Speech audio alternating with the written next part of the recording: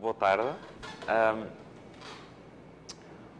Hoje vamos ter nossa última sessão dentro do módulo de Filosofia Política. Será também a minha última sessão no curso.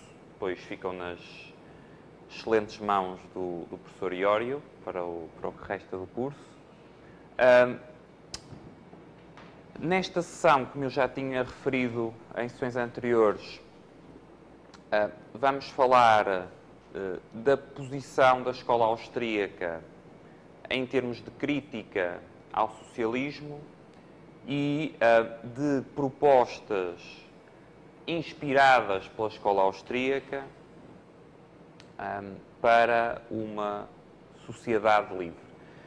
Eu já falei em sessões anteriores, mas acho que vale a pena voltar a frisar este ponto, porque propostas inspiradas pela escola austríaca e não propostas da escola austríaca, porque me parece que, à medida que vamos avançando da epistemologia para a filosofia política, para propostas concretas, aumenta naturalmente o campo de divergência e de pluralidade, mesmo no interior da escola austríaca. E por isso me parece mais razoável, em vez de tentar estar fazendo aqui uma exposição do que deverão ser as posições, ou a posição da escola austríaca face a A, B, C e D, em termos políticos, fornecer, ainda mais num curso de iniciação, algumas ideias gerais para discussão sobre o que serão propostas, ou que poderão ser propostas, inspiradas pela escola austríaca. Portanto, aí, especialmente neste último ponto e na sessão de hoje, a importância de dizer, não é a escola austríaca, as propostas da escola austríaca, são propostas inspiradas pela escola austríaca. Dentro da sessão de hoje, vamos começar por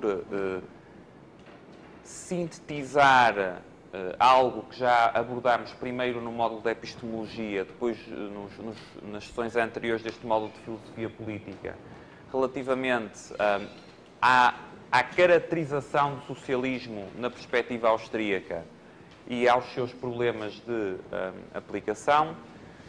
Depois, continuando nesta linha, vamos falar de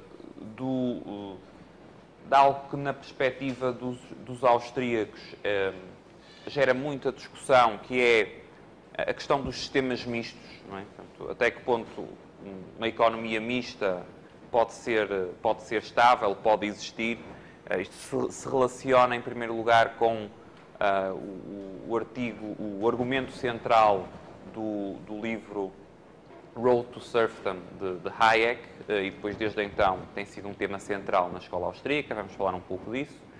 Depois vamos falar, no ponto C, da relação entre escola austríaca e public choice. No ponto D, de problemas específicos do monopólio político estatal. No ponto E, de alternativas aos modelos políticos vigentes. E no ponto F, vamos concluir com algumas considerações e que podemos depois discutir sobre a relação entre política e ética no contexto da escola austríaca. Como em todas as sessões anteriores, por favor, quando não estiverem compreendendo algo que eu esteja dizendo, me interrompam. Também qualquer dúvida sobre o que eu esteja, qualquer dúvida muito concreta sobre o que eu esteja dizendo, perguntem no momento, depois eu deixarei no final de cada uma das partes um período para discussão. Bem, começando então pela tal síntese dos aspectos que já vimos em termos de crítica austríaca ao socialismo e dificuldades levantadas pela tentativa de aplicação do planejamento centralizado. Primeiro, um ponto importante, o argumento austríaco, a crítica austríaca ao socialismo, na sua gênese, é essencialmente uma crítica ao aspecto do planejamento centralizado. Certo? A crítica, quer em termos económicos, políticos, epistemológicos, quando quer Mises, quer Hayek desenvolveram sua crítica ao socialismo, o que eles estão essencialmente criticando é a ideia, a possibilidade de planejamento centralizado. Porquê é que isso é relevante? Porque a crítica austríaca ao planejamento centralizado e à impossibilidade da organização de uma economia com base no planejamento centralizado não implica que se esteja dizendo que é impossível eu ter uma economia com algum grau de redistribuição. Isso pode ser, do ponto de vista político, do ponto de vista eventualmente ético, desejável ou indesejável, mas o argumento austríaco relativamente ao planejamento centralizado, daí não decorre, pelo menos diretamente, um argumento em relação à impossibilidade de qualquer grau de redistribuição por via política. Segundo aspecto, quando se fala de erros teóricos do socialismo numa perspectiva socialista, numa perspectiva austríaca, peço desculpa, de que é que estamos a falar? Em primeiro lugar, estamos a falar de erros, de falhas epistemológicas. E são estas falhas epistemológicas, como vimos no primeiro módulo, que estão na base da crítica austríaca. Ou seja, é o facto de o plano socialista, em termos de planejamento centralizado, pressupor, assumir que o planejador pode saber mais do que qualquer ser humano pode saber, que está na base da crítica austríaca ao planejamento centralizado. Depois há um segundo tipo de erro que poderíamos chamar de erro antropológico, que está relacionado com o erro epistemológico, ou seja, que está relacionado com o erro em termos do que se pressupõe em termos de conhecimento, mas que tem mais a ver com uma concepção errónea da própria natureza humana. Portanto, e nesse sentido, chamarmos a este segundo erro antropológico. Estes dois erros, portanto, ou estes dois tipos de erros, em termos epistemológicos e em termos antropológicos, por sua vez, na perspectiva austríaca, levam os proponentes, os defensores do planejamento centralizado, a advogarem no plano económico e no plano político propostas que são elas próprias erróneas. Mas é importante perceber que, na perspectiva austríaca, a crítica que surge em termos das propostas económicas e políticas é uma crítica que tem fundamentos epistemológicos e fundamentos antropológicos. Ou seja, não surge isoladamente. Correto? Daí que, para começar, o módulo de epistemologia vem antes de filosofia política e antes do de economia, que está na base de tudo, e daí que seja importante ter sempre presente a tal componente epistemológica e antropológica. Inclusivamente, quando, numa perspectiva liberal ou numa perspectiva austríaca, propomos alternativas. Porque mesmo essas alternativas podem também incorrer nos tais erros epistemológicos e antropológicos. Ou seja, podem elas próprias assumir que sabemos mais do que o que sabemos ou que as pessoas têm uma natureza que de facto não têm na realidade. Okay? Portanto, esta base epistemológica e antropológica é absolutamente fundamental. Ao conjunto, portanto, para o conjunto destes erros, Hayek, no seu último livro, sugeriu a expressão da fatal conceit, um livro que eu já aqui falei anteriormente. Eu creio que esta é uma boa expressão para resumir o conjunto destes erros. Não é? Portanto, da fatal conceit, a tradução para português seria qualquer coisa como a presunção fatal. E tem a ver com o quê? Tem a ver, acho que engloba muito bem, quer a tal componente epistemológica e antropológica, quer as implicações económicas e políticas. Não é? Do ponto de vista epistemológico e antropológico, the fatal conceit é basicamente você assumir, você presumir coisas que estão erradas e cujas consequências económicas e políticas vão ser muito graves, vão ser fatais. Okay? Portanto, acho que da fatal conceit, agora, no final do módulo de epistemologia e no final do módulo de filosofia política, é uma escolha de título que espero pareça pareça menos estranha e pareça, de facto, adequada. Depois, quando falamos, e falarão depois com o professor Iório mais em detalhe no plano económico, da impossibilidade de aplicação do socialismo, mais uma vez, é importante ter em conta do que é que os austríacos estão falando quando falam de socialismo. Okay? E a crítica austríaca ao socialismo visa, como elemento central, precisamente o planejamento centralizado. Ela se aplica a qualquer tipo de intervenção estatal, mas a questão da impossibilidade se coloca somente quando eu presumo, quando eu tenho por objetivo o planejamento centralizado. Okay? O que podemos dizer então sobre os sistemas mistos? Portanto, os sistemas que não ambicionam, não são sistemas totalmente planejados de forma centralizada, mas que, ao mesmo tempo, também não são sistemas de economia livre, não é? Portanto, podemos chamar sistemas mistos. E aqui, a posição, ou as posições austríacas são mais complexas. Porquê? Por um lado, nós temos que a Socialist Commonwealth, a economia totalmente planejada de forma central, é uma impossibilidade teórica. Ou seja, não pode ocorrer.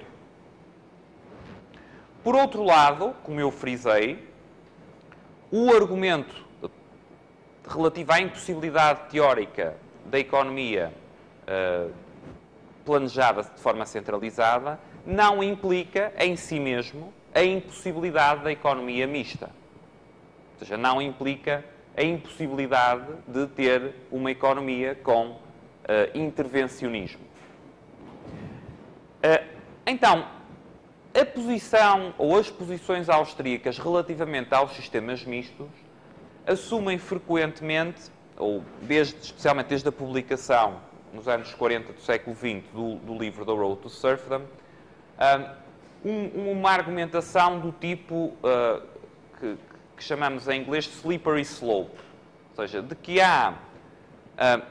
que os sistemas mistos, embora em si mesmos não sejam impraticáveis, possuem, por suas dinâmicas internas, características que levam a que o grau de intervenção estatal, por assim dizer, se autoalimente e vá crescendo ao longo do tempo. Ou seja, é quase o slippery slope, vamos escorregando, não é? Certo? Ou seja, que o intervencionismo nos sistemas mistos leva a um ciclo vicioso de mais intervenção. Em termos, Mises, por exemplo, colocou a questão mais ou menos na seguinte forma. Você tem uma intervenção, a intervenção não produz os resultados desejados e o facto de a intervenção não ter produzido os resultados desejados, por sua vez, constitui a justificação pela qual você vai ter uma nova intervenção, vai alargar a esfera da intervenção. E o processo se vai alimentando sucessivamente. Hayek, no tal livro, o Road to Serfdom, o caminho para a servidão, que existe tradução para português, o que Hayek fez foi desenvolver esse argumento económico, transpô-lo para o plano político. E o que Hayek sugere no livro é o seguinte: sistemas mistos, economias mistas, tenderão a partir de um determinado nível de intervenção, entrar no que ele chamou precisamente o caminho para a servidão. Ou seja, por via desse processo de autoalimentação, esse ciclo vicioso em que uma intervenção suscita outra intervenção, certo? Você entra num percurso em que a prazo se torna inevitável ter toda a economia dirigida de forma centralizada e aí se aplica então o argumento da impossibilidade teórica disso poder funcionar. Okay? Portanto, o sistema misto em si, numa perspectiva austríaca, não é impraticável, mas a argumentação nesta linha o que sugere é que o sistema misto, os sistemas mistos, possuem em si características que levam a que, ao longo do tempo, a intervenção vá aumentando. Okay? Até que você chega a um ponto em que está no outro extremo. Portanto, passou de uma economia livre, foi aumentando a intervenção, o próprio ciclo de cada intervenção gera razões para uma nova intervenção e chega a um ponto em que o socialismo, no sentido de planejamento centralizado de toda a economia, se torna inevitável. Okay? No caso de Hayek, na Road to Serfdom e em textos posteriores, ele avança com outras razões para sustentar o argumento da slippery slope, não só o argumento misesiano em termos das consequências económicas de intervenções falhadas. Por exemplo, Hayek dá também bastante peso a um argumento mais de natureza ideológica, que é quando as pessoas, à medida que o grau de intervenção aumenta, as pessoas naturalmente reclamam mais do Estado. Ou seja, se o Estado utiliza 50% dos recursos de uma economia, é natural que as pessoas esperem mais do Estado do que se o Estado utilizar 5%. Ora, quanto mais as pessoas exigem do Estado, mais base política você tem para aumentar a intervenção do próprio Estado. E, portanto, para além do argumento económico, em termos de intervenção falhada, gera legitimidade e apoio para a nova intervenção, você tem também um argumento, digamos, ideológico / político que sustenta o mesmo processo. Não é? Mas os argumentos estão trabalhando no mesmo sentido. Basicamente, o sistema misto seria, na perspectiva de Mises e de Hayek, ainda por razões um pouco diferentes, no caso de Hayek um pouco mais elaboradas, o sistema misto seria intrinsecamente instável e tenderia para aumentar o grau de intervenção até que você chega no tal plano da economia que teria que ser planejada de forma totalmente centralizada e que aí sim aplicaria o argumento da impossibilidade de tal poder funcionar. Okay? Este é um argumento que, especialmente desde a publicação do Road to Serfdom, tem sido amplamente discutido.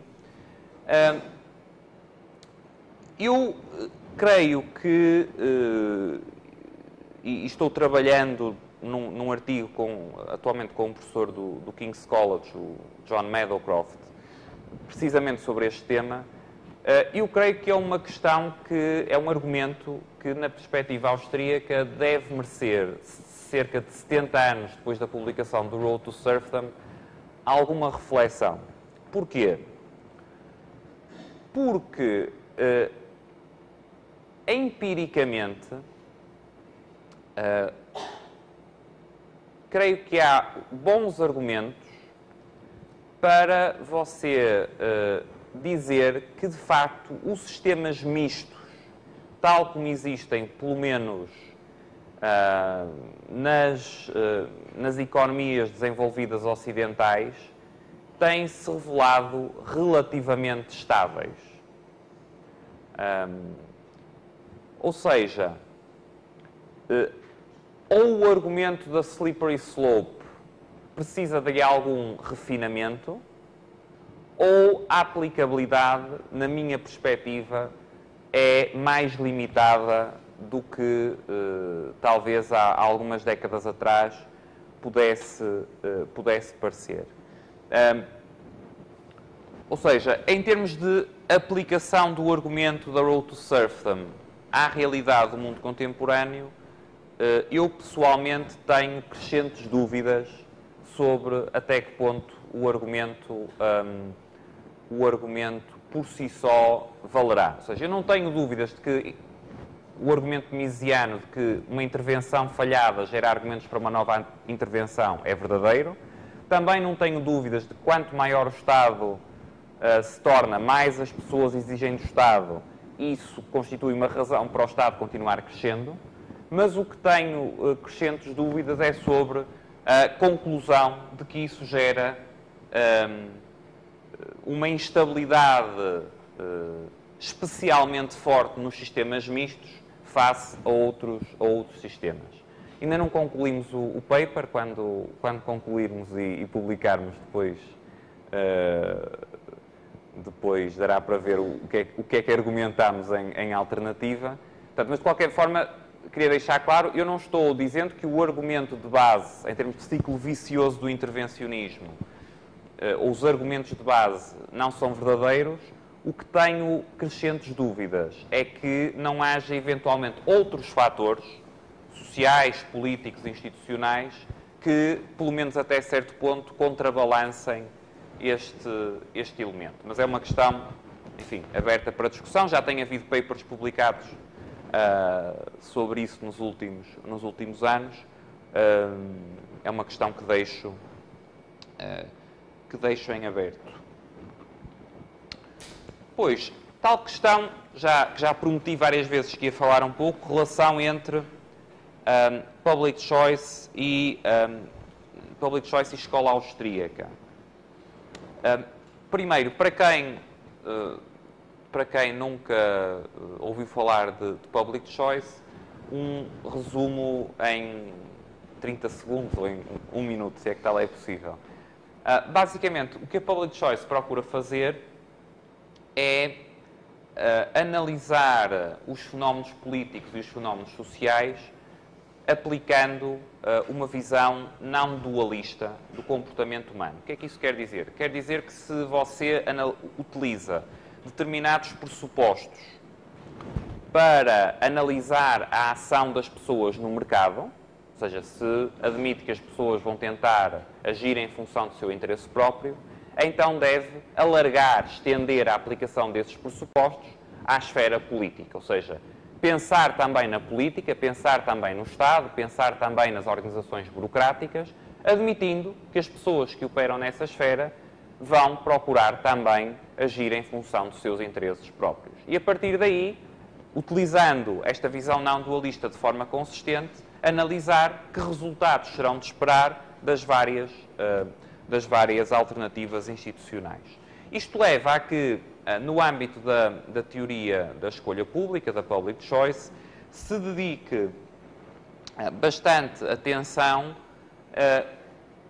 portanto, aplicando a análise económica à política, ao que chamamos de falhas de Estado ou falhas de governo. Em inglês, government failure, só que government em inglês é utilizado para designar também Estado, não é? Portanto, aqui será um misto de falhas de Estado, falhas de governo. E vou só enunciar alguns dos principais sub-áreas em termos de public choice que são estudadas. É estudada a possibilidade de manipulação nos processos de decisão coletiva, os problemas de informação imperfeita e assimétrica e sua influência sobre os processos eleitorais e os processos políticos. Portanto, por exemplo, questões como perceber porque é que é racional que os eleitores votem de forma desinformada, votem de forma ignorante sobre os temas sobre os quais votam. É analisado o comportamento das estruturas burocráticas, seja no âmbito do Estado, seja no âmbito do setor privado, o comportamento e formas de organização, formas de motivação de grupos de interesse e grupos de pressão e conceitos e a aplicação de conceitos como o conceito de rent seeking, que é um conceito que tem a ver com você extrair rendas por via do processo político, não é? Agir no processo político para conseguir gerar e capturar rendas. Portanto, tudo isso são temas que são estudados no âmbito da teoria da escolha pública, que é uma forma de abordagem, que é uma forma de abordagem positiva e não normativa, ou seja, você entra não com fatores ideológicos, mas com o tal pressuposto de ação racional e de aplicação dessa noção da ação racional também à esfera política. Okay? Portanto, basicamente a ideia principal é que você não deve analisar a política partindo do pressuposto que só por alguém ser eleito passa a ser um anjo. Não passa a ser um demónio, mas também não passa a ser um anjo. Continua sendo uma pessoa que tem interesses, que tem paixões, que tem em vista seu interesse próprio, tal como uma pessoa fora da esfera do Estado, fora da esfera política, também tem em conta esses fatores. Não vai dar para desenvolver muito mais o tema. Se me é permitida uma recomendação em causa própria, em português, recomendo um livro de que sou coautor com o professor José Manuel Moreira, cujo título é O que é a Escolha Pública. Acho que é um bom texto introdutório, ainda que em causa própria seja sempre suspeito. Vou só falar um pouco da relação entre public choice e escola austríaca. E aqui há, como em outros aspectos, também posições diferentes. Na minha perspectiva, e na perspectiva de alguns outros autores austríacos, como por exemplo o Peter Bethke, da George Mason, a relação entre public choice e escola austríaca é essencialmente ou deve ser uma de complementaridade. Porquê? A escola austríaca o que faz essencialmente é estudar o processo de mercado. Aplicação do método praxeológico e essencialmente o estudo dos processos de mercado. Do ponto de vista da escola austríaca e dos usos tradicionais da escola austríaca, há relativamente pouco que é dito sobre o funcionamento do Estado, sobre o funcionamento da esfera pública, da esfera estatal. E, nesse sentido,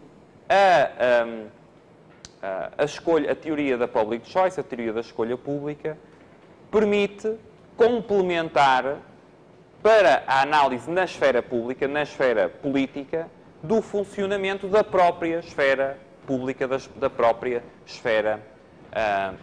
esfera política.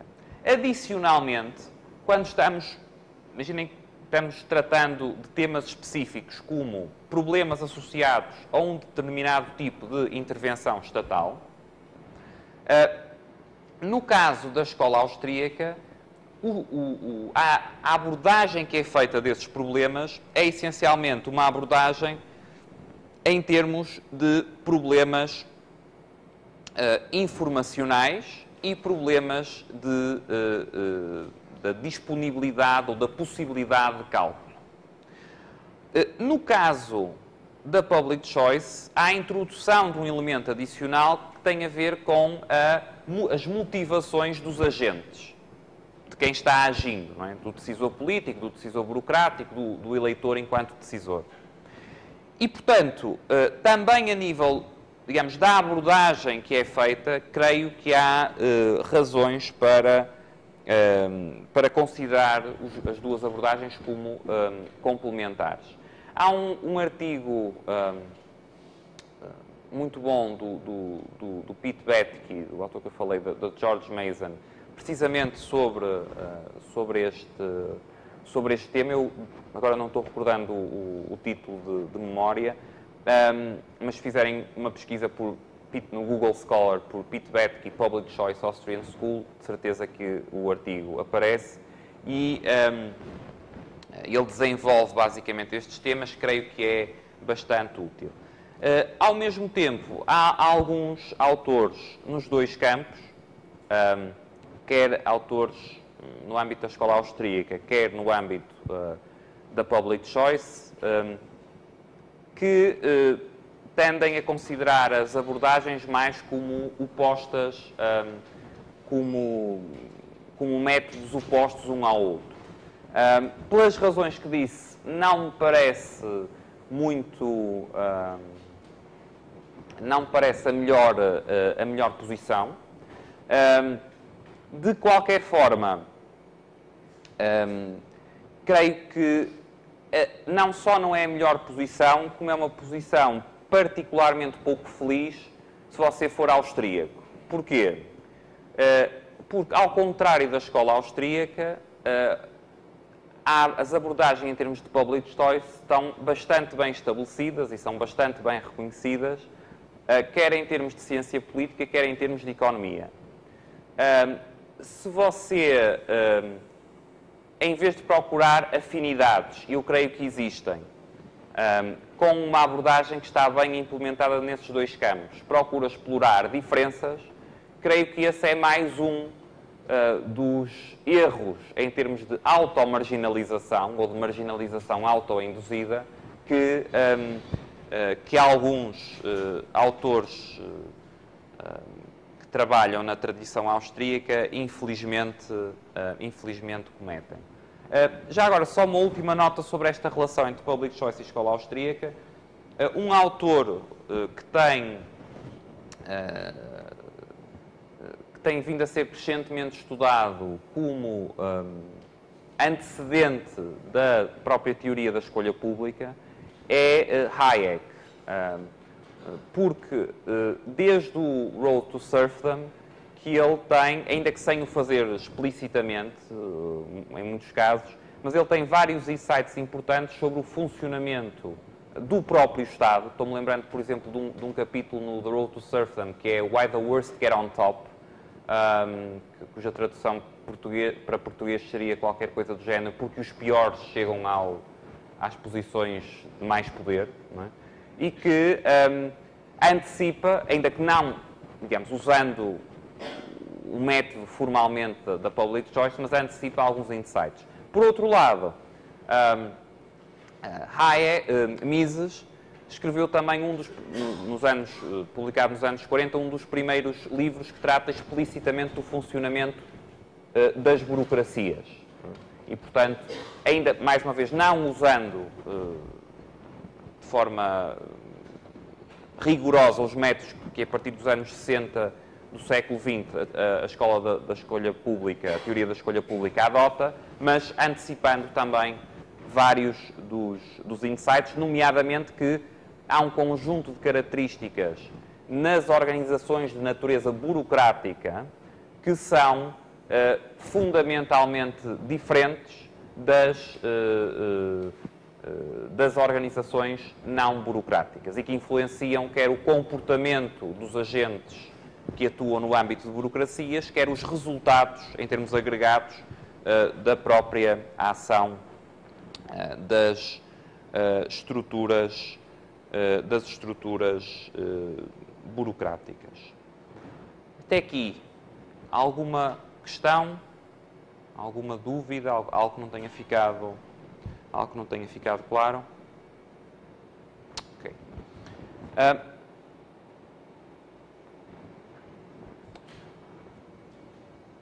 Avançando então, numa perspectiva austríaca, que problemas é que o tal aspecto fundacional do Estado, o facto de eu ter o monopólio numa determinada zona, um determinado território, pode ser visto como gerando. Como qualquer monopólio, ou seja, aplicando a mesma análise dos monopólios que aplicaríamos a qualquer outro monopolista, um poder de monopólio tende a ser abusado. Ou seja, qualquer agente que se encontre numa situação de monopólio tem, por ausência de concorrência, incentivos ou propensão a abusar do seu poder. No caso específico do monopólio político estatal, esta propensão que é comum a qualquer monopólio tem implicações mais complicadas pelo facto de que, precisamente pela natureza desse monopólio político estatal,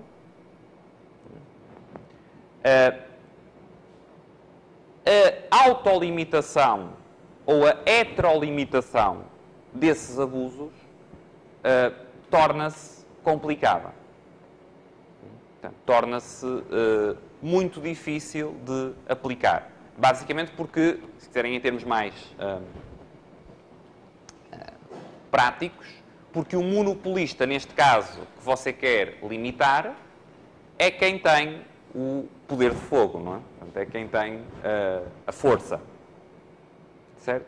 E, portanto, qualquer mecanismo de auto- ou heterolimitação de abusos em termos de monopólio político estatal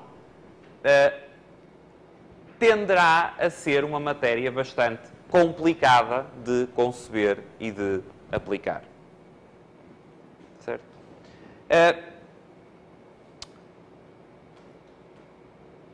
Do ponto de vista austríaco,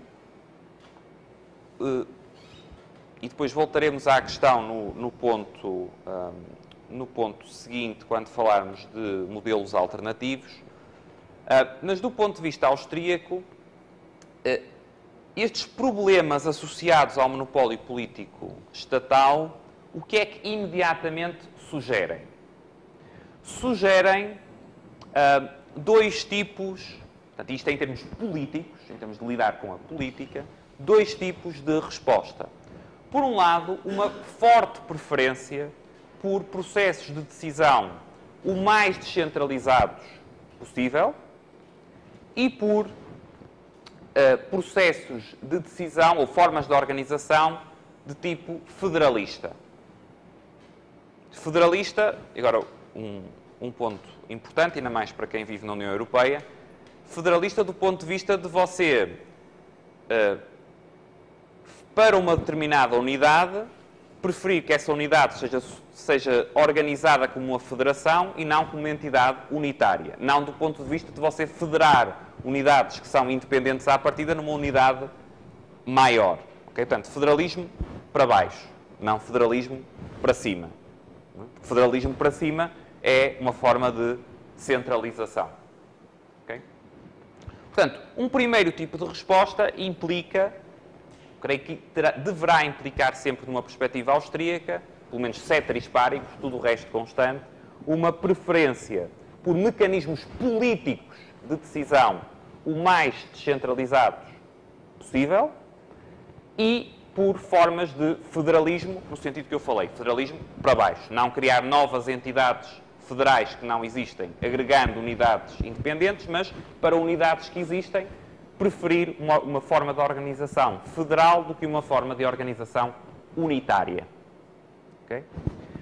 Um segundo tipo de orientação ou de resposta que me parece também se poder argumentar que resulta em geral, ou que deve resultar em geral de uma perspectiva austríaca, é uma preferência, uma orientação forte para o tal princípio da subsidiariedade que falámos na sessão anterior, nomeadamente, não só entre níveis de governo, entre níveis de decisão política, mas também no sentido que todas as funções que possam ser assumidas de forma comunitária, voluntária pela sociedade civil, não deverão ser transferidas para a esfera de decisão coletiva. Porquê?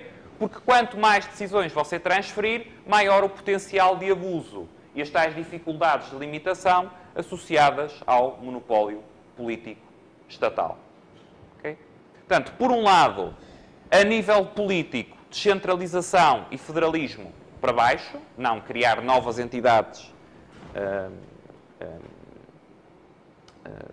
federais para cima, e, a um segundo nível, a aplicação do princípio da subsidiariedade, incluindo no sentido de todas as funções que possam ser desempenhadas de forma voluntária, comunitária, pela sociedade civil, não serem passadas para a esfera política, seja para que nível for dessa esfera política. Okay? Com isto, vou abrir para discussão as ideias desta primeira parte. A nossa motivação de partida, aliás, isto surgiu na sequência de um colóquio organizado pelo Liberty Fund, em que estivemos os dois, que era precisamente sobre o legado, os 60 anos. Bem, era um aniversário qualquer relativo ao Road to Surfing, ao livro, não é? Passamos 3 dias discutindo os vários capítulos do livro e os aspectos do argumento e, portanto, era um colóquio que tinha austríacos, não austríacos, liberais, conservadores e, de facto, embora ambos sejamos, digamos, hayekianos, não é? Tínhamos bastante apreço por Hayek, pareceu-nos, de facto, que uma das críticas válidas era a ideia, ok, o livro foi publicado há 70 anos, não é? Quando é que chega então a transição quando é que chega o tal totalitarismo, não é? Quer dizer, estamos nisto há 7 décadas, não é? Portanto, Hayek escreveu que, continuando no caminho que estávamos, a coisa estava iminente, não é? Está continuando por este caminho, a coisa vai levar. Mises tem a tal base de Mises em termos da intervenção. Neste período, assistimos à queda de vários múltiplos regimes totalitários. Não assistimos, na minha perspectiva e na perspectiva do John, à passagem dos regimes democráticos capitalistas desenvolvidos a passagens desses regimes, que seria a decorrência do argumento de Hayek, para regimes totalitários. Quer dizer, a Suécia não passou para um regime totalitário, a França não passou para um regime totalitário, a Alemanha não passou para um regime totalitário, os Estados Unidos não passaram para um regime totalitário, mas houve regimes totalitários que deixaram de ser regimes totalitários. Mais problemático ainda, esses regimes totalitários que deixaram de ser regimes totalitários não se transformaram em economias de mercado completamente livre. Todos esses países passaram a ser sistemas mistos.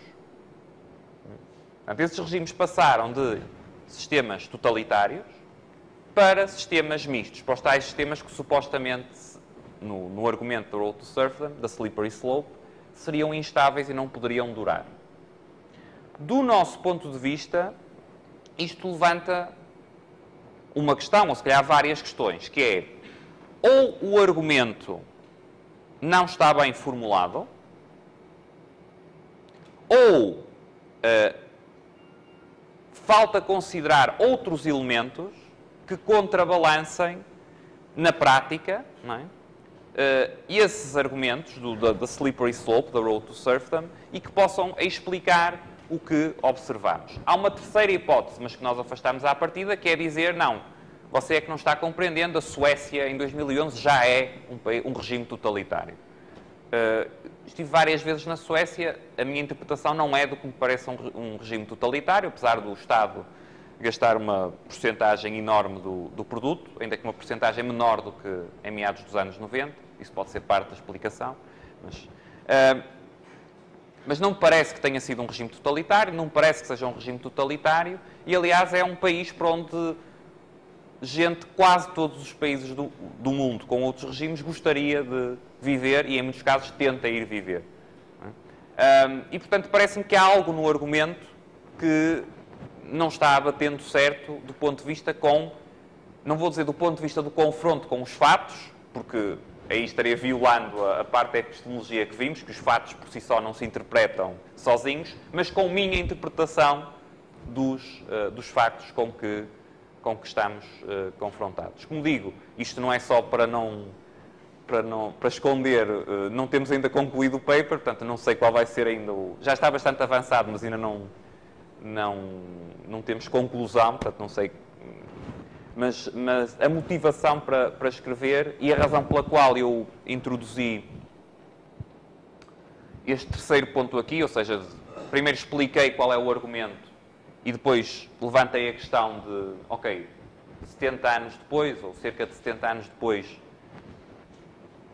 como é que isto se confronta com a realidade, não é? Ou com a interpretação que fazemos da realidade, foi basicamente essa. Não é? Acho que é, não o argumento de base, ou seja, não tenho dúvidas de que intervenção falhada gera razões para nova intervenção e que há aqui um ciclo vicioso. Não tenho dúvidas que quanto maior o Estado, mais o clamor, mais a reivindicação de que o Estado faça coisas, isso constitui razão adicional para o Estado crescer.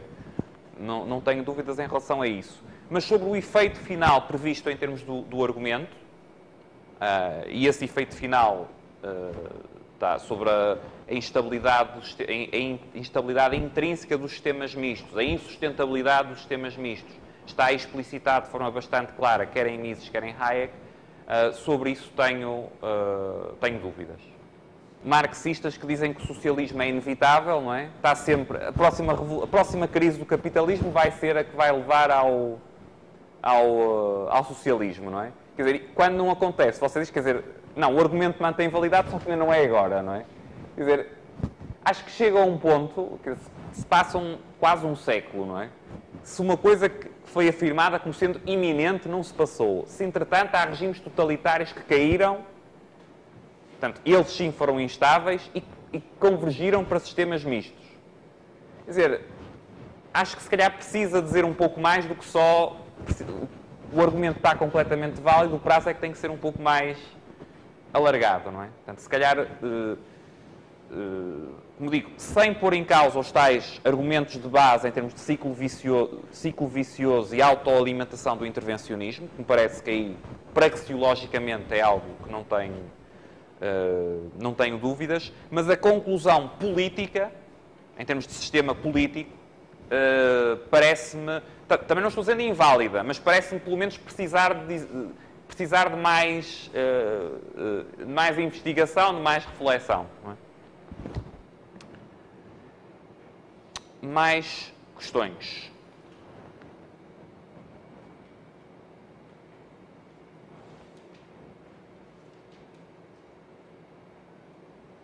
Bem, estão guardando as questões para a segunda parte? Ok, vamos fazer intervalo então. Está bem? Eu, até a sugestão de indicar sites foi da minha esposa, porque ela disse, você está, da primeira aula que assistiu, você passa o tempo referindo livros, autores, diz que os livros estão disponíveis, mas se calhar nem todos estão seguindo o que você está falando, ou conhecem os sites ou os autores. E, portanto, acho que é uma boa ideia indicar alguns sites para onde quem estiver interessado pode procurar mais.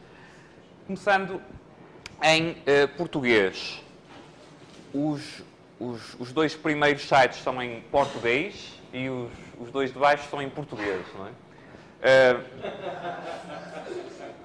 O primeiro, que tinha que ser a primeira referência, é o Instituto Mises Brasil. Creio que toda a gente que estará aqui conhecerá. Se por acaso alguém não conhecer, vale a pena visitar. Tem muito texto traduzido também, quer artigos, quer ensaios mais longos e para além de textos originais, portanto, primeira recomendação. Depois tem também, aqui no Brasil, o projeto em língua portuguesa da Atlas. A Atlas também é patrocinadora do curso.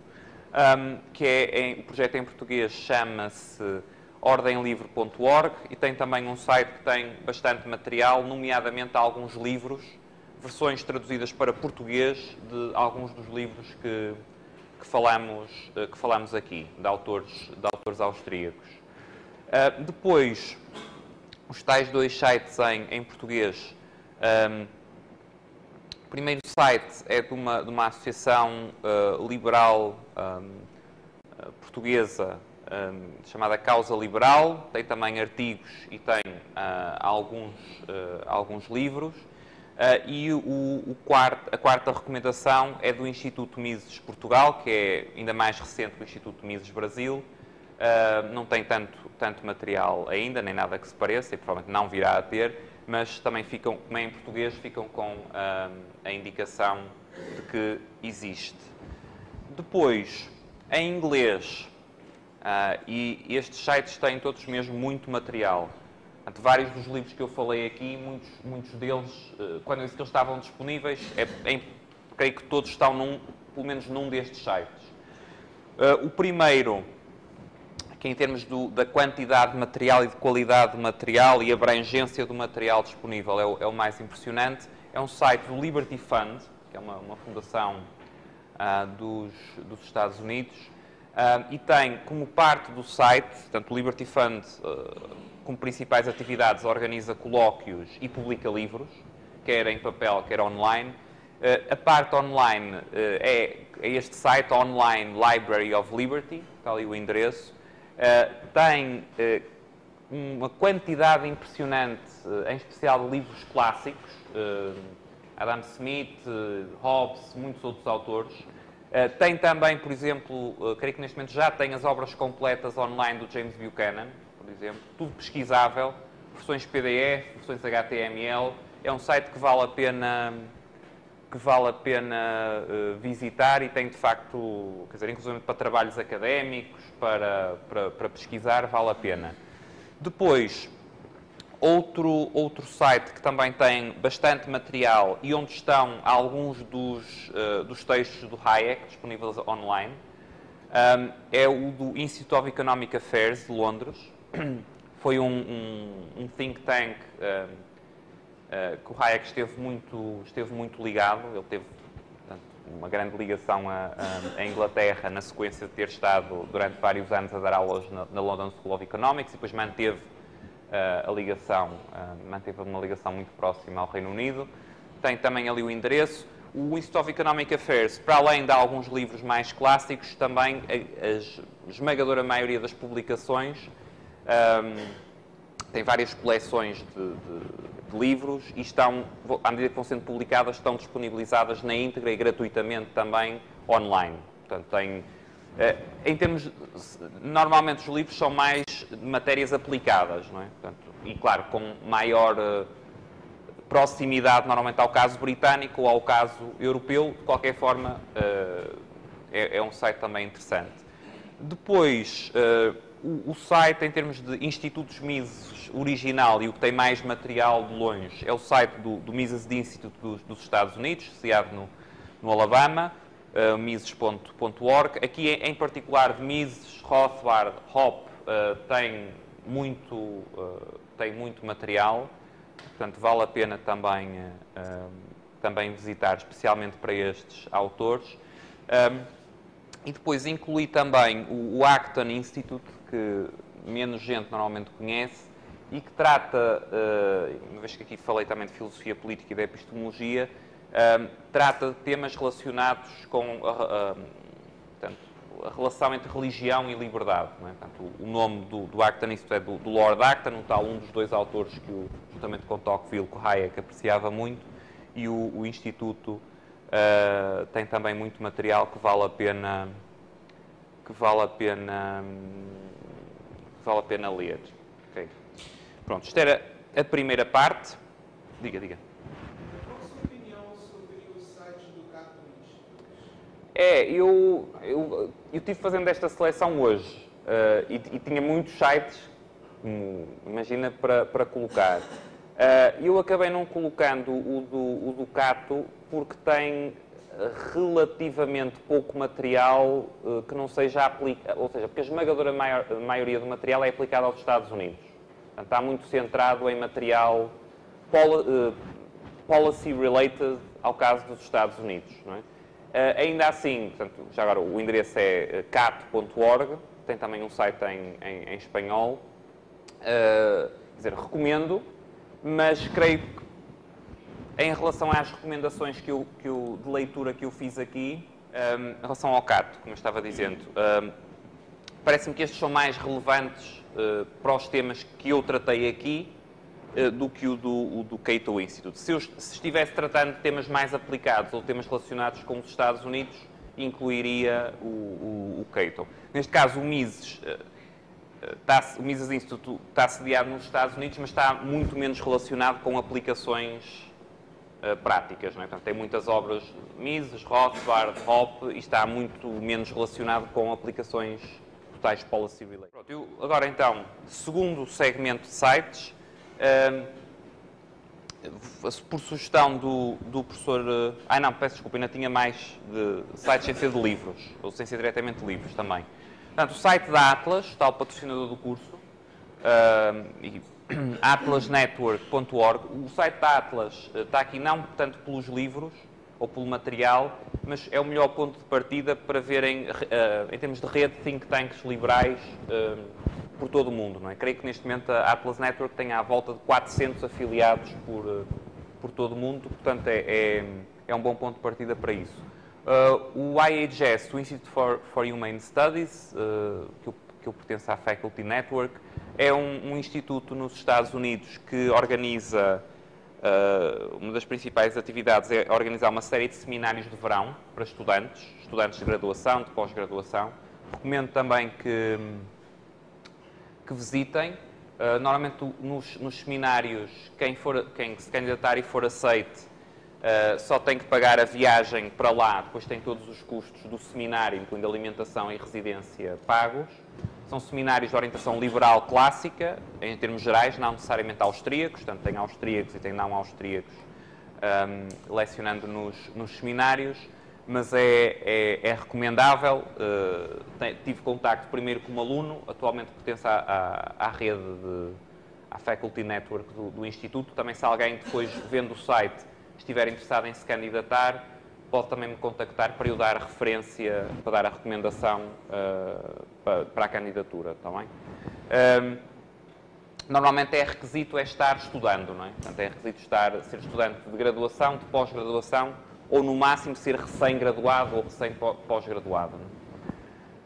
Depois, dois sites que também que podem ser úteis em termos de trabalhos académicos e de investigação, que são os dois sites que têm os dois principais índices de liberdade económica, que são basicamente índices que classificam os países numa série de áreas de políticas públicas em função do grau de liberdade económica. Há um que é o Economic Freedom Index, que é liderado pelo Fraser Institute do Canadá, tem uma rede depois mundial de institutos que colabora, entre os quais, no caso português, a Causa Liberal. E tem o Index of Economic Freedom, que é liderado por uma fundação norte-americana conservadora, que é a Heritage Foundation, que é o principal think tank conservador nos Estados Unidos. Pronto, está ali também o endereço. De qualquer forma, se pesquisarem também no Google, é fácil de chegarem por esta via. Não é? Eu, entre os dois, prefiro o Economic Freedom Index, portanto, o primeiro, porque tem menos... é mais objetivo que o segundo. O segundo tem uma série de variáveis que são com base em expert reports, ou seja, você consulta pessoas e elas dizem este país é mais livre nisto ou menos livre nisto. O primeiro é mais com base em dados objetivos. Não é? Mas pronto, sou suspeito porque colaboro no primeiro, mas acho genuinamente que é menos... que é mais objetivo do que o segundo, ainda que ambos sejam muito úteis. Não é? E então, agora só o tal elemento final, agora sim o recomendado pelo professor Iório. Portanto, e aqui os sites são da exclusiva responsabilidade dos autores, não é? No caso dos dois primeiros, eu confesso que nem conheço, mas portanto, o primeiro é Revista Legítima Defesa, não é? Indicada ali do vosso colega, e depois o Libertários, indicado aqui pelo vosso colega. O único que eu assumo alguma responsabilidade, não total, porque são 30 e tal autores, é o blog O Insurgente, que é um blog português, embora tenha também alguns dos 30 e tal autores são brasileiros, poucos, e pronto, não é um blog exclusivamente austríaco, mas é um blog que eu classificaria como, buscando a classificação de umas sessões atrás, liberal conservador, com alguns autores com inclinação austríaca. Eu queria também recomendar, para quem quisesse ver, o site do ex-presidente do LIBER, Juliano Torres, é o portal Libertarianismo, é www.libertarianismo.org. O site é muito bom porque ele tem muitos vídeos traduzidos, muito didáticos, de didática libertária, falando sobre praxeologia, é muito bom. E também tem muitos livros que não têm, que estão digitalizados, muitos livros que não tem no Instituto Mises Brasil, tem no site libertarianismo.org, como, por exemplo, um ou dois livros do Tocqueville, que não citado aqui, tem digitalizado no site libertarianismo.org. É muito bom quem quiser ter essa atualização e baixar gratuitamente. Ok. Pronto, acho que foi útil, como eu por várias vezes referi aqui, este livro está disponível online, e nunca referi onde, julgo que terá sido com diferentes graus de utilidade, mas terá sido útil para o conjunto das pessoas. Vamos então agora retomar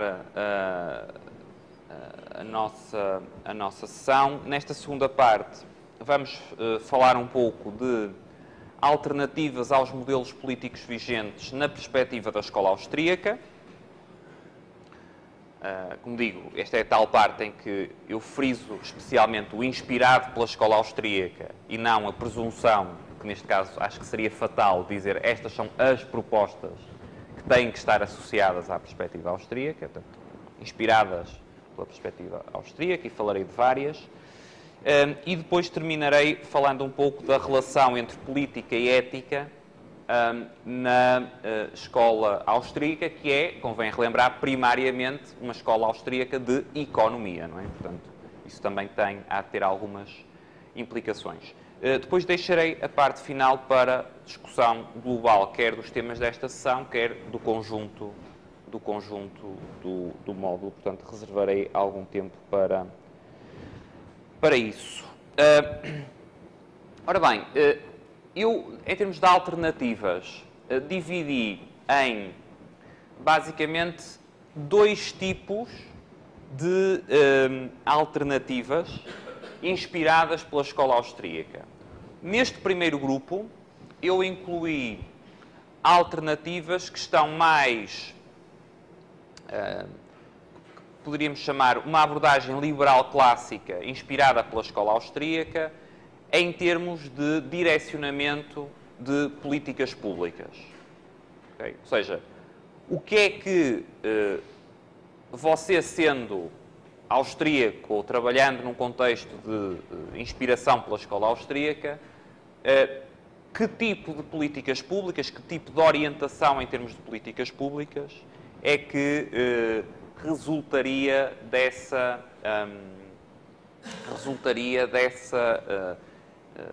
dessa inspiração austríaca. Okay? Portanto, o conjunto das coisas que vimos até aqui, quer em termos epistemológicos, quer em termos de filosofia política. Num segundo grupo, incluí o que eu chamei modelos políticos alternativos de inspiração austríaca. Portanto, o que é que eu quero dizer com isto? Que falarei a seguir, mas é basicamente propostas mais radicais de alteração do modelo político, ou de proposta de um modelo político alternativo, que têm inspiração austríaca. Começando pelo primeiro primeiro grupo, não é? O que é que me parece que poderemos dizer resulta da aplicação da perspectiva austríaca em termos do que poderíamos chamar análise de políticas públicas? Em primeiro lugar, a perspectiva austríaca fornece uma série de argumentos muito fortes para privilegiar a liberdade de escolha, para privilegiar uma maior margem de liberdade de escolha, seja de que política for que eu esteja, ou de que setor for que eu esteja falando. Ou seja, ceteris paribus, entre uma situação com menos liberdade de escolha e uma situação com mais liberdade de escolha, será preferível a situação com mais liberdade de escolha. Porquê? Não só por razões de eficiência, que também podem ser, digamos, justificadas à luz do paradigma neoclássico, mas, acima de tudo, por razões epistemológicas. As escolhas que são feitas livremente são o que está na base da interação voluntária. E a interação voluntária, como já vimos repetidamente ao longo destas sessões, é o que está na base dos processos de ordem espontânea. O que quer dizer, ou o que implica que sem liberdade de escolha, ou com liberdade de escolha muito reduzida, eu não posso usufruir, nós não podemos coletivamente usufruir de todas aquelas vantagens que estão associadas ao desenvolvimento social em termos de processos de ordem espontânea.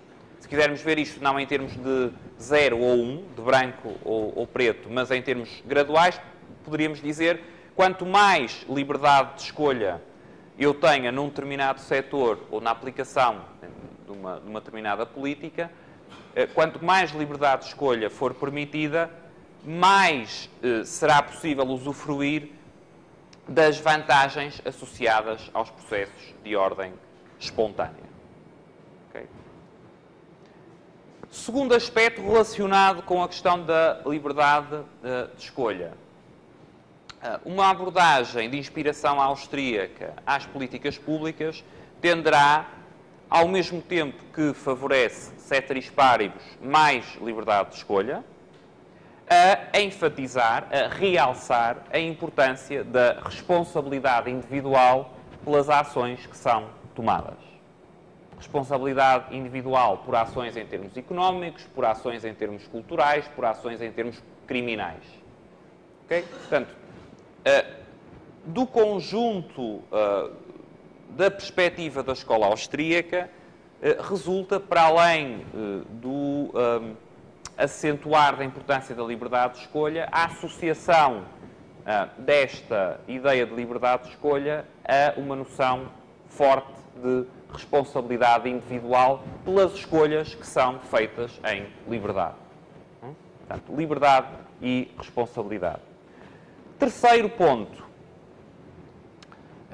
e que já falei há pouco a propósito da organização do próprio poder político, mas agora aqui também em termos de análise de políticas públicas, a preferência por soluções com um maior nível de descentralização.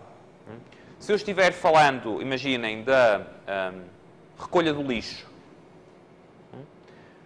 numa perspectiva austríaca, independentemente de qual o modelo que vai ser aplicado, eu deverei ter preferência por um sistema que permite testar diferentes modelos da forma mais descentralizada possível.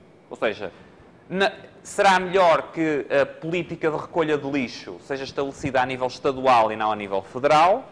Será melhor ainda que seja a nível da prefeitura e não a nível estadual. Será melhor ainda que possa ser a nível de uma comunidade local e não a nível estadual, e assim sucessivamente em relação às várias políticas.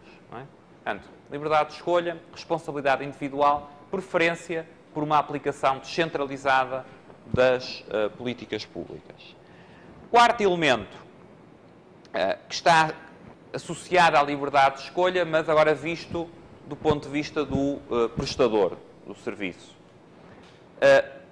Da perspectiva austríaca, resulta também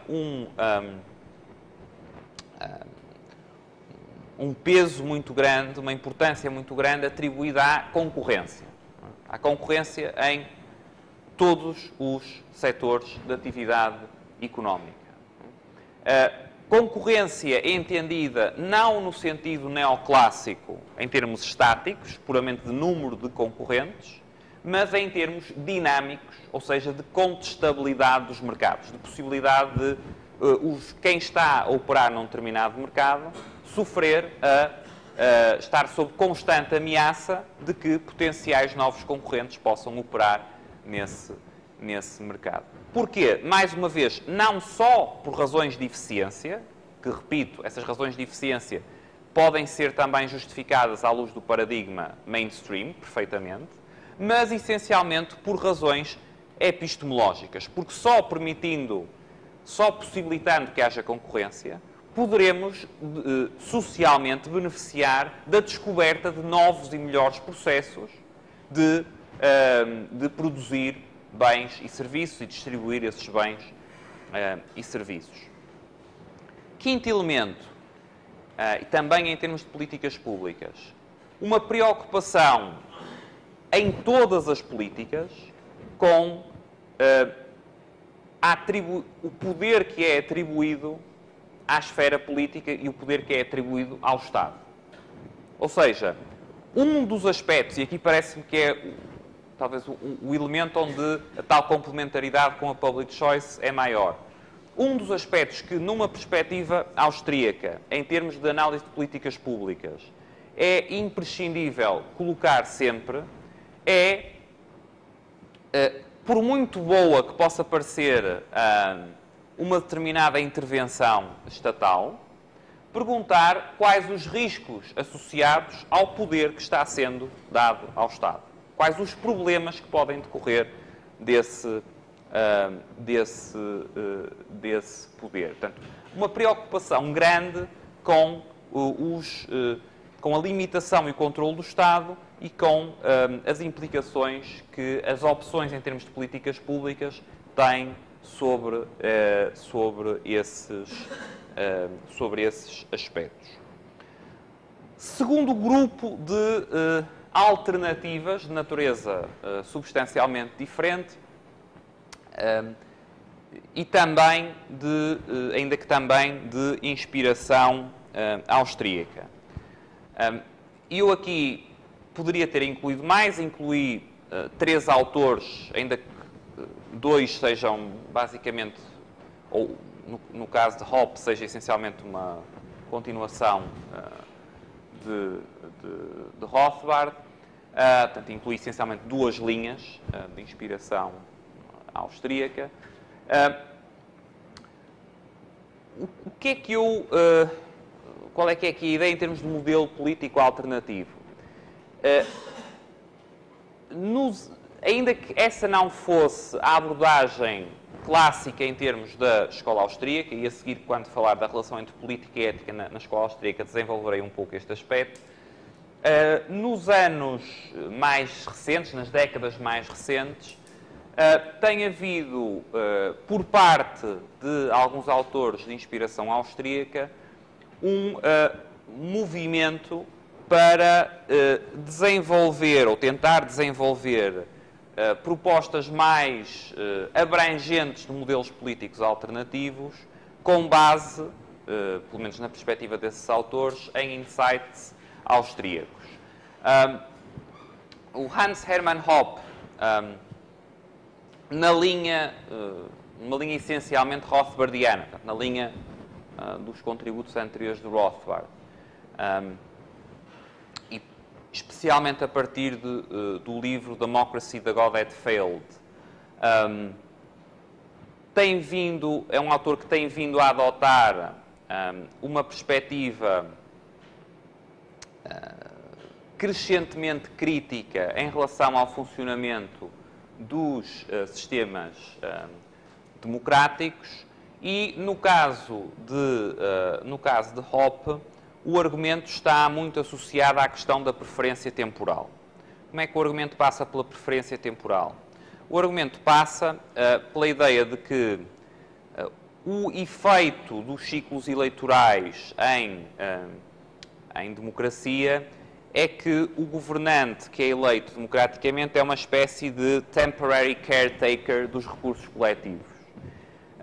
E, nessa medida, tem um incentivo de curto prazo para, digamos, agir, maximizar os seus benefícios nesse curto prazo, e que isso é uma fonte de problemas substanciais.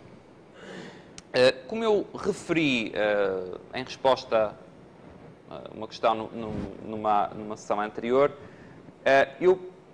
em relação a esta linha rothbardiana, hoppiana, que considero uma linha de investigação interessante, mas eu creio que a parte que é mais interessante não é propriamente original, ou seja, este tipo de insight sobre os processos democráticos é algo que tem, pelo menos, que existe 3 ou 4 décadas antes do trabalho de Hoppe, nomeadamente em termos de teoria da escolha pública e da subárea de estudo dos impactos dos ciclos eleitorais. Ou seja, de facto, é verdade, os ciclos eleitorais geram influências para maximizar benefícios e payoffs no curto prazo, e isso gera problemas, é verdade. E a parte mais original, que é uma certa inclinação que eu continuo tendo bastante dificuldade em perceber o salto lógico que é dado. Uma certa inclinação para regimes do tipo de monarquia absoluta, portanto, uma certa preferência pela forma como esses regimes funcionavam, parece-me, portanto, será original, mas não particularmente interessante, porque me parece que assenta numa visão particularmente ingênua do funcionamento do Estado e da existência concreta, histórica, dos Estados absolutos. Segunda linha, que é uma linha do Chandran Kukatas, que é o livro em que está exposta a maior parte das ideias que eu vou falar, é anterior a isso, mas recentemente assumiu uma das cátedras de Teoria Política na London School of Economics, e, portanto, essa é uma boa notícia para os simpatizantes da escola austríaca. O Chandran Kukatas é uma abordagem que tem muitas similaridades em termos de implicações com esta linha rothbardiana, hoppiana, mas que eu estranhamente constato que os Kukatianos basicamente não interagem de todo, ou raramente interagem com outra linha, e vice-versa também é verdade. Eu tenho uma teoria sobre porque é que isto acontece. Já perguntei ao Kukatas, inclusive pessoalmente, porque é que ele achava que isto acontecia.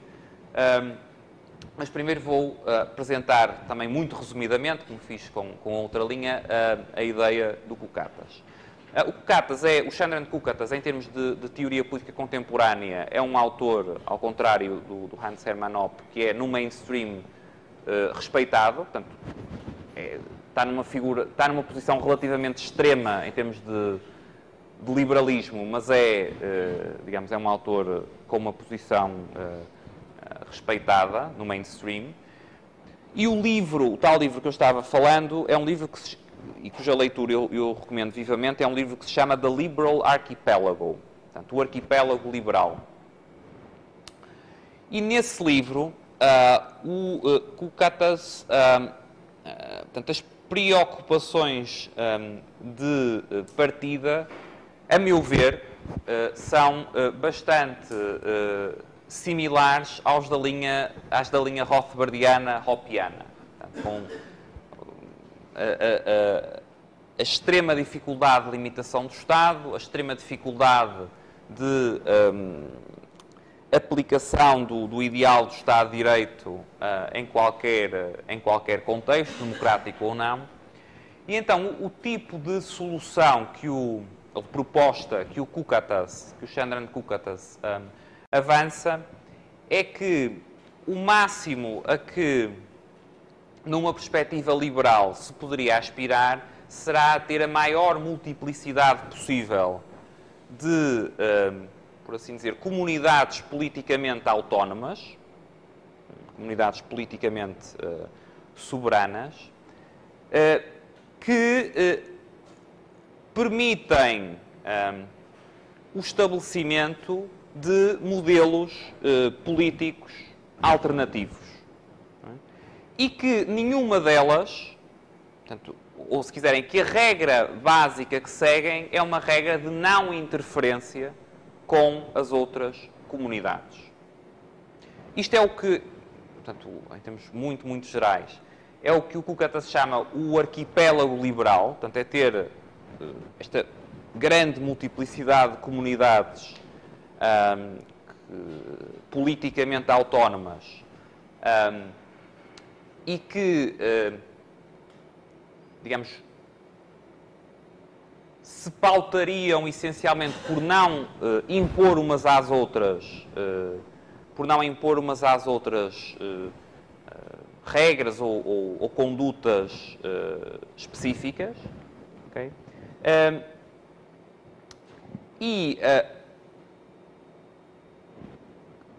Na perspectiva deste arquipélago liberal, então qual seria o elemento regulador fundamental? Seria basicamente o right of exit, o direito de saída. Ou seja, as pessoas, pela sua movimentação entre umas comunidades e outras, selecionariam indiretamente quais as regras que são, quais os enquadramentos institucionais nessa tal multiplicidade de comunidades que são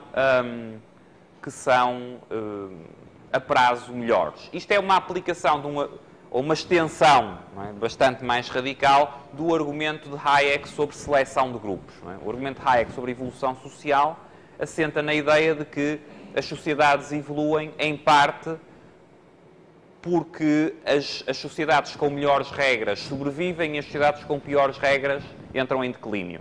O que o Kukatas faz é esticar este argumento e dizer, ok, então isto teria aplicação máxima se nós se maximizássemos, se fosse possível maximizar o número de ilhas no tal arquipélago liberal, ilhas separadas, por isso é que são ilhas, não é? Portanto, que estivessem separadas, e em que seria este mecanismo de right of exit que faria a regulação. Sim. O pessoal que está me ouvindo não resolve o problema do prazo.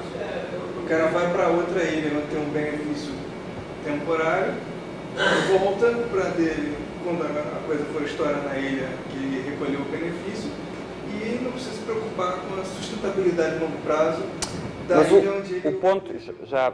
o ponto do Kukatas é o seguinte. Vamos imaginar que uma comunidade, uma destas ilhas, adota um conjunto de instituições más, que produzem maus resultados. Não é? Por exemplo, tenta instituir o planejamento económico centralizado, para dar um exemplo extremo. Então, o que é que vai acontecer? Os indivíduos saindo aceleram que essa comunidade se torne insustentável. E a ideia não é melhorar essa comunidade, é precisamente que essa comunidade entre em ruptura. Portanto, o mecanismo de seleção não visa melhorar... não é para garantir, não tem a ambição de garantir que todas vão funcionar bem. Tem a ambição de garantir é que, por via deste mecanismo de competição entre as ilhas no arquipélago, de competição indireta neste sentido, sim, de escolha por via de saída, digamos, uma forma de votar não por votos, mas votando com os pés, não é? Voting with your feet, que esse mecanismo facilitaria, portanto, será o melhor a que poderíamos aspirar em termos de promover a nível agregado a seleção de comunidades, eu estou aqui a evitar os Estados propositadamente, de comunidades políticas com melhores regras. Não é? Portanto, a ideia, o que ele diz é ilusório pensar que você vai conseguir salvar, vai conseguir instituir sistemas liberais universalmente, ou um sistema liberal mundial ou universal, não é? Portanto, o máximo que... Porque sempre vai haver... Há um conjunto de propensões, e também aí ele é de inspiração austríaca, para o intervencionismo, não é? Agora, você pode minorar a propensão para o intervencionismo tendo quanto mais a configuração se aproximar do tal arquipélago liberal. O argumento é bastante semelhante, ainda que o Kukatas também não faça essa analogia, não percebo bem porquê, mas é bastante semelhante ao argumento da liberdade de comércio internacional, a diferença entre pequenos países e grandes países, não é? Portanto, uma das coisas estabelecidas, isto em termos de economia mainstream, não precisa ser austríaca, não é? Em termos neoclássicos, é que pequenos países têm mais propensão a adotar políticas de abertura de mercados do que grandes países. Porquê? Porque para pequenos países o custo do proteccionismo é mais rápido e é mais doloroso e é maior, não é? Portanto, o argumento do Kukatas é uma espécie de extensão disso ao conjunto das instituições políticas. Não é dizer você vai acabar com o proteccionismo, vai fazer só ou acabar com más instituições políticas.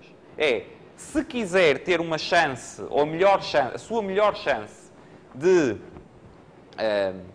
minorar a prazo os efeitos das más instituições políticas, é ter esta competição indireta por via da liberdade de escolha. Diga.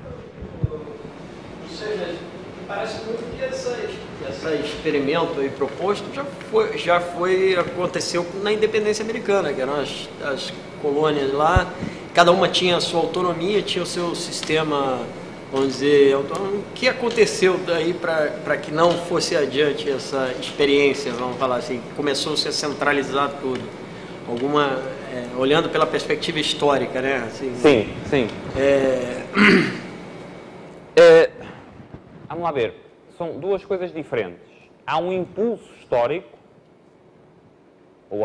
quer dizer, acho que concordo com a interpretação histórica, o Kukatas também concordaria, que há impulso para a centralização. O que o Kukatas está dizendo, no Liberal Archipelago, é que se você quiser ter a melhor chance de combater más políticas, o caminho não é tentar que a entidade centralizada adote boas políticas, o caminho é tentar fragmentar a entidade centralizada, ou impedir a concentração. Mesmo que as unidades separadas possam ter políticas, do ponto de vista liberal, piores do que a entidade centralizada. Se quiser, talvez o modelo, em termos políticos, que mais se aproximasse, embora que já esteja bastante modificado, e que por acaso era também um modelo favorito de Hayek, seria o da Suíça, não é? Que é você ter um grande número de decisões, ainda que menor que no passado, mas um grande número de decisões que são tomadas pelas várias comunidades. Não é? Eu estou usando comunidades porque, no caso suíço, há competências que normalmente são consideradas como parte da definição de um Estado, que estão no Estado suíço, mas há outras competências que também normalmente são consideradas para outros Estados como sendo competência do Estado, que estão nos cantões, por exemplo, ou nas próprias cidades. Não é? Portanto, o que o argumento do Liberal Archipelago sugere é que o caminho, portanto, partindo de inspiração austríaca, mas que o caminho não é você tentar que uma determinada unidade política centralizada adote o modelo de Estado de Direito liberal, ou pelo menos não é o melhor caminho, não é o caminho que dá mais chances de sucesso. O caminho que dá mais chances de sucesso, porque há tal série de tendências constantes para tentar novas vias intervencionistas, o caminho que dá é você ter o processo mais fácil de essas experiências intervencionistas que sempre vão ocorrer, darem errado. E de se ver que estão dando errado. E de se sentir o efeito que se está produzindo por essas experiências darem errado. Não é? Portanto, e daí a tal ideia. Portanto, micro-ilhas, não é? Ilhas, micro-ilhas, num grande arquipélago. E do ponto de vista... O título também não é por acaso. O que é liberal? Não são as ilhas. É o arquipélago que é liberal. No arquipélago liberal, há ilhas de todos os tipos. Há ilhas sociais-democratas, há ilhas conservadoras, totalitárias, há ilhas que estão constantemente tentando, desta vez é que vai dar o planejamento económico centralizado de forma total, há ilhas teocráticas, há ilhas... de todos os tipos. Claro que isto tem uma dificuldade grande, que é também o aspecto que é mais discutido desta teoria do liberal arquipélago do Kulkatas, que é a questão do direito de saída. Porquê? Porque há uma tensão, não vou dizer que é irresolúvel, até porque não tenho posição definida sobre isso, mas há uma tensão entre o direito de saída ser um mecanismo de regulação e não haver possibilidade de interferência entre as comunidades. Porque basicamente o que tem é o right of exit no liberal arquipélago é um non-enforceable right. Ou seja, o direito de saída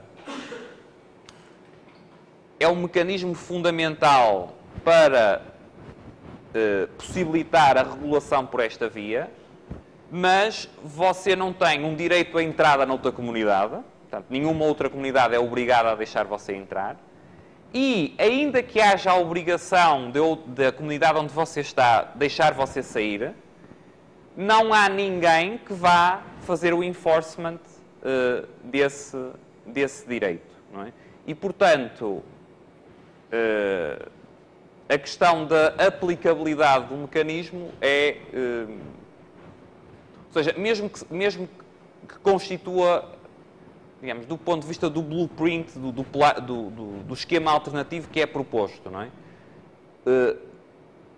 Que seja, e na minha perspectiva é, o liberal arquipélago, apesar de tudo, mais satisfatório do que sugerir a monarquia absoluta como um modelo historicamente vantajoso, ainda assim parece-me que o funcionamento do mecanismo é problemático porque o elemento fundamental de funcionamento do mecanismo é o tal non-enforceable right, é o tal direito não é aplicável. Aplicável pode ser direito não enforceable,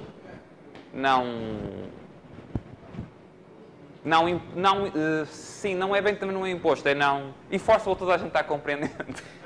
Pronto, non-enforceable, diga. Sobre esse argumento aí do liberal arquipélago, né? Sim. Tem aquele Seastead Institute, do mais novo dos Friedman, que está querendo justamente construir... Do Patrick. Isso, que está querendo construir ilhas flutuantes para ir para águas internacionais, para os milionários, porque cada um vai custar no mínimo 10 milhões de dólares, para os milionários pelo menos construir um país que, nesse ponto pelo menos, teria-se a liberdade de você desatarracha a sua casa do lugar e você de fato sai do Estado. Você cria a sua própria ilha. Você fica no mínimo com um próprio país até alguém te aceitar de novo. Valeria a pena. Já ocorreu isso. Eu estou querendo criar meu próprio país, né? Eu estudo micropatriologia e micronacionalismo. Existem algumas comunidades até interessantes. Tem um que é uma base aérea abandonada na costa da Inglaterra. Teve um que declarou independência do país, criou uma ilha flutuante, declarou a independência, foi invadido pelo país mais próximo e tomaram o país dele. Sabe qual foi o problema nesse caso? É que os governantes do país mais próximo não tinham lido Kulkatas nem o Hop, não é? Portanto, e aí invadiram. Isso é uma dificuldade prática substancial que eu vejo na minha perspectiva. Mas deixe-me só duas coisas sobre essa questão dos microestados. De fato, creio que toda essa, quer a discussão, quer a aplicação em termos de microestados, tem enquadramento aqui. Portanto, pode ser enquadrada teoricamente por esta via. Eu, inclusivamente, estava-me recordando, há uma tese de doutoramento que está sendo feita no King's College de Londres, precisamente sobre essa temática dos microestados. Portanto, eu estou também com curiosidade, ainda está começando, eu estou com curiosidade de ver depois qual será o resultado final. Um caso interessante também do microestado que existe é o caso do Liechtenstein.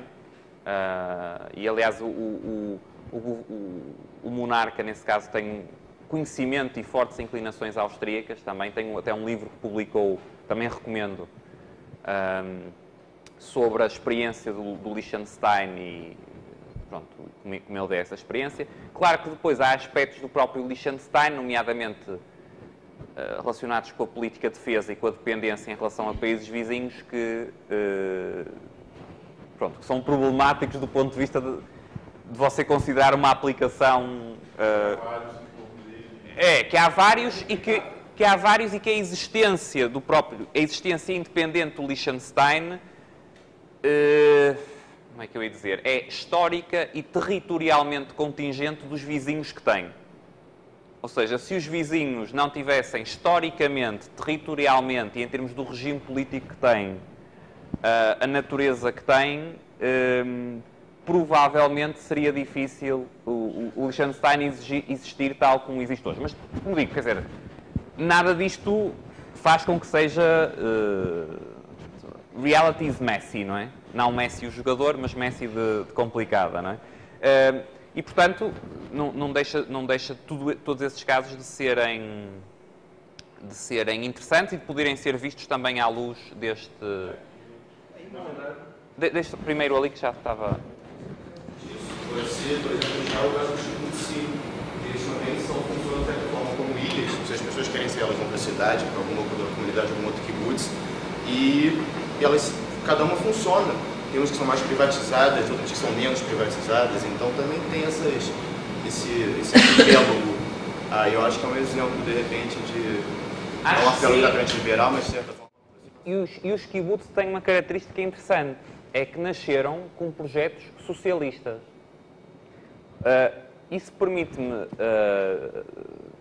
antes de passar para o último ponto, dizer mais uma coisa sobre uma distinção que eu tenho vindo a... Quer dizer, não tenho bem consolidada, mas que pensando sobre o primeiro grupo de propostas e o segundo grupo de propostas, e em discussões, quer com liberais, quer com não liberais, quer com liberais de várias persuasões, se tem vindo a formar na minha cabeça. Portanto, os kibbutz, voltando aos kibbutz, tal ideia de comunidade autónoma, com regras próprias, mas ao mesmo tempo com motivação socialista, não é? E em grande parte a organização interna socialista. Não totalmente, mas com forte orientação socialista, não é? Coletivista.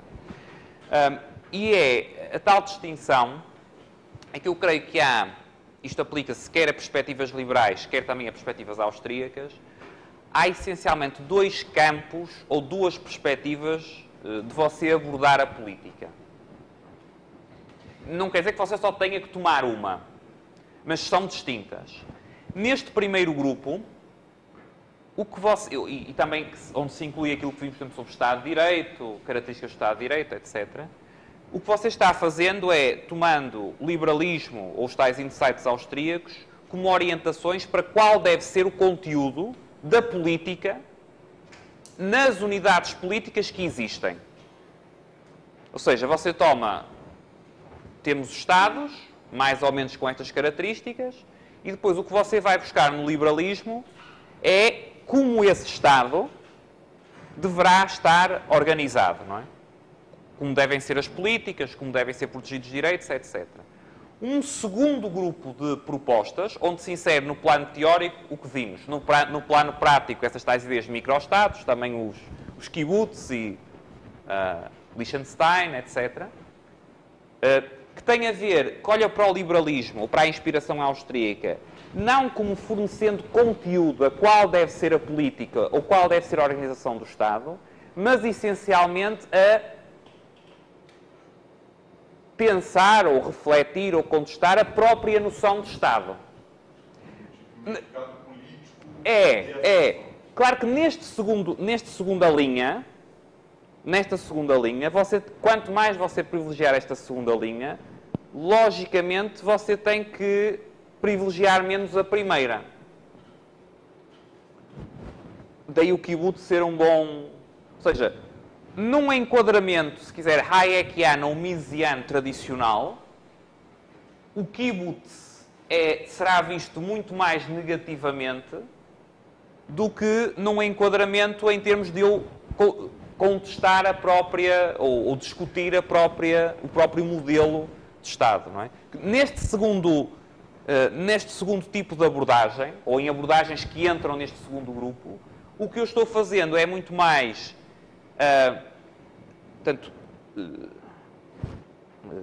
abandonar a discussão interna sobre a política naquele Estado, quer dizer, os impostos, o Estado de Direito, a descentralização, a concorrência, etc, etc. Dizer, ok, isso vale menos a pena ou não vale a pena. O que vale a pena é centrar na discussão sobre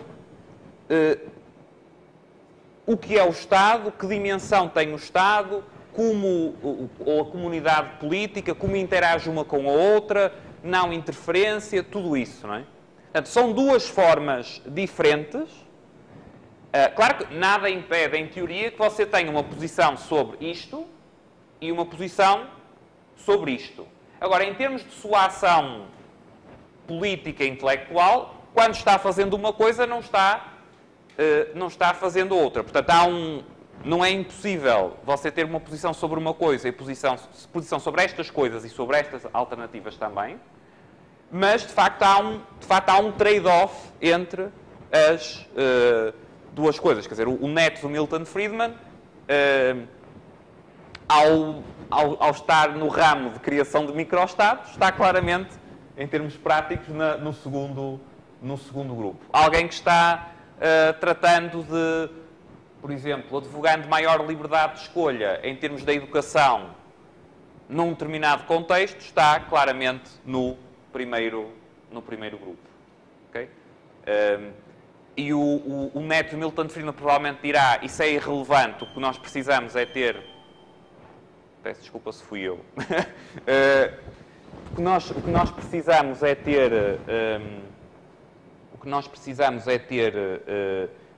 concorrência entre os Estados, ou o arquipélago liberal, ou, enfim, o retorno a um governo com base na ordem natural, ou o que seja, não é? Portanto, dizer, não, isso não adianta estar lutando pelo conteúdo, você tem que se concentrar no framework, não é? No primeiro grupo dirá ao contrário, não, quer dizer, você deve se concentrar em atuar sobre o que existe. E já agora, uma terceira linha que eu não incluí aqui, porque não é de inspiração austríaca, já vou dar mas que entra aqui é a terceira parte do Anarchy, State and Utopia do Nozick, do Robert Nozick, aquele autor que eu falei antes. A terceira parte do livro, que se chama precisamente a Framework for Utopia, é também algo que entra nesta discussão. Sim. Tem um amigo meu que ele tem influência austríaca e tal, que é lá de São Paulo, e ele está com uma outra proposta que entra mais ou menos assim, acho que nos dois quesitos. Que na verdade ele quer pegar assim, lugares abandonados mesmo, não lugares que não estão sendo usados, como a MST faz, lugares abandonados, e de fazer zonas autônomas temporárias. Temporárias, porque se ficar muito tempo logo o Estado vai sentir ameaça e vai atacar, né? Mas zonas autônomas as pessoas possam se sentir livres e tal. E assim, quanto mais e aberto para outras pessoas entrarem, e quanto mais pessoas forem sentindo a liberdade, mais pessoas vão passar a lutar para mudar o Estado, para ele se tornar mais livre. E assim, de certa maneira, eu acho que entra um pouco na segunda, né? Porque de certa maneira está criando essas comunidades, essas zonas, e está entrando um pouco na primeira também, porque as pessoas que pouco entram nessa liberdade podem sair e entrar de certa maneira como tal para diminuir o Estado, para tentar controlar o Estado, para terem mais liberdade. Ou você acha que não? Não, eu acho, quer dizer, não conheço o caso concreto, mas pela descrição acho que dá para dizer alguma coisa, ainda que não sobre o caso concreto, né? Esse tipo de ação, acho que você pode enquadrar de facto no segundo grupo, na medida em que ele pudesse ser visto como sustentável a prazo. Não é? Ou seja, se seria uma via para ter de forma sustentável no tempo, um modelo de organização política nessa base. Na medida em que seja uma forma de aumentar o apoio para, como você estava falando, ter as tais orientação mais liberal no Estado que existe, então incluiria na primeira. Estava-me recordando que há portanto, em termos de motivação, como digo, não conheço o caso concreto, mas em termos de motivação, há algo semelhante que eu também não falei, na Universidade Francisco Marroquín, na Guatemala, que é, creio, provavelmente a universidade mais austríaca, no sentido da escola austríaca do mundo, e, portanto, eu recomendo também, é outro site que eu não pus na lista, mas recomendo, ufm.edu, ufm.edu. A biblioteca da Universidade chama-se Biblioteca Ludwig von Mises, a biblioteca da Universidade como um todo. Isso, acho que nem na UER já há a expectativa de alguma vez isso acontecer, mas se o professor Iori conseguir... Pronto, e eles têm uma das áreas de investigação que eles tratam, é o que chamam cidades livres, não é? Portanto, e é um pouco... É diferente do que referiu, mas a lógica é um pouco a mesma, que é estudar a possibilidade de implantar em determinadas áreas, não é? Cidades que pudessem ter um grau de autonomia, um pouco como shopping centers, não é? Mas com mais atribuições, não é? E que pudessem ter, em parte, esse duplo papel. Por um lado, de funcionar, admitindo que isso fosse sustentável, e pronto, não vou agora discutir um modelo concreto, até porque também não conheço suficientemente. Por um lado, na medida em que fosse sustentável, funcionar nesta segunda linha, não é? Portanto, um modelo político alternativo mais radical. Por outro lado, por exemplo, digamos, por exemplo e por transmissão de ideia, não é? Gerar também efeitos positivos no sentido de influenciar num sentido mais liberal a nível das políticas como um todo.